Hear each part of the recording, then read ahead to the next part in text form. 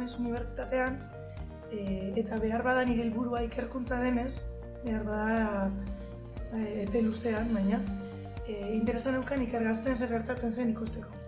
Entzule bezala joan nintzen eta oso interesgarria iruditu zitzaidan.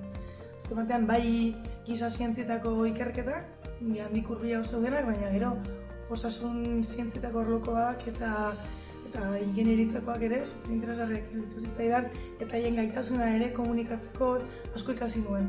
Eta motibatu ninduen pilo gaina.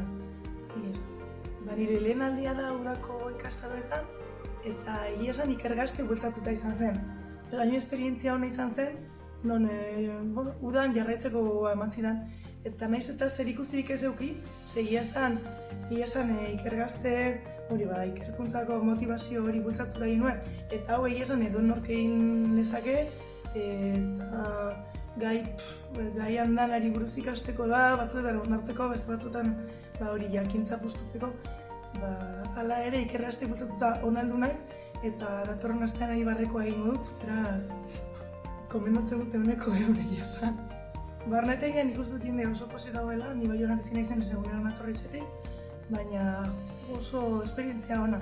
Eta jendearekin sortzen den eztabaidagunea, bai ikastaro momentuan, eta bai bazkarietan ere, oso interesgarria eta berazgarria.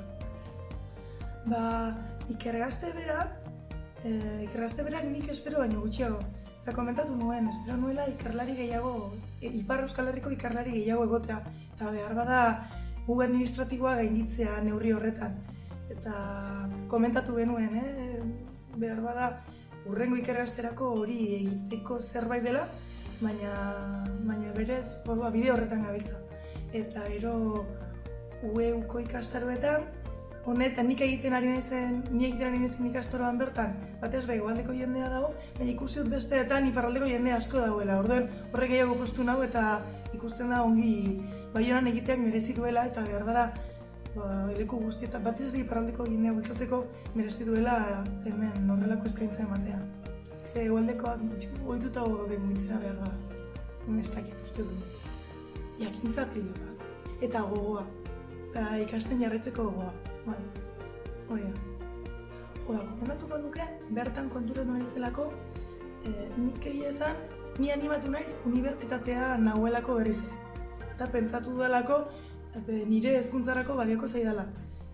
Baina egia esan behin eduta konturatu naiz, edozein ekein lezakela, edozein lanbidetik bakarrik interesatzen zaizun gai bati buruz gehiago ikasteko, edo ezer ez dakizun gai bati buruz zerbait ikasteko bada ere, hausnarketarako sormen tailerra ere dagoela ikusi dut.